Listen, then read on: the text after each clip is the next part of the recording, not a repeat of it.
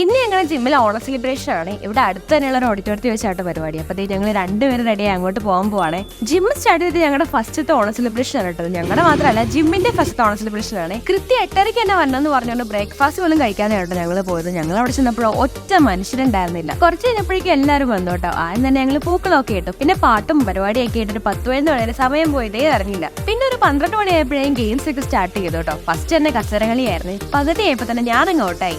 കസരകളിയൊക്കെ കഴിയുന്നപ്പോഴേക്കും തന്നെ മണി 1 കേട്ടോ. അപ്പൊ തന്നെ സദ്യ വിളമ്പാൻ തുടങ്ങി. രാവിലെ ഒന്നും കഴിക്കേണ്ട വന്നുകൊണ്ട് എനിക്ക് അന്യായ വിശപ്പായിരുന്നു. അതുകൊണ്ട് തന്നെ ഫസ്റ്റ് പന്ത് തന്നെ ഞാൻ കയറിയിരുന്നു. കുറെ നാളായിട്ടോ സദ്യ കഴിച്ചിട്ട്. പിന്നെ വിശപ്പ് കൂടെ ആയതുകൊണ്ട് പറയേ വേണ്ട, ഞാൻ നല്ല രീതിയിൽ ആസ്വദിച്ചങ്ങ് കഴിച്ചു. പിന്നെ പാലയുടെ കൂടി കുടിച്ച് ഞാൻ തീറ്റ അങ്ങ് നിർത്തി. നമ്മുടെ പിള്ളേരും ഡാൻസ് പ്രോഗ്രാം ഒക്കെ ഉണ്ടായിരുന്നു കേട്ടോ. അത് കഴിഞ്ഞ അവസാനം കൂട്ടത്തുള്ളായി എല്ലാം കൂടി.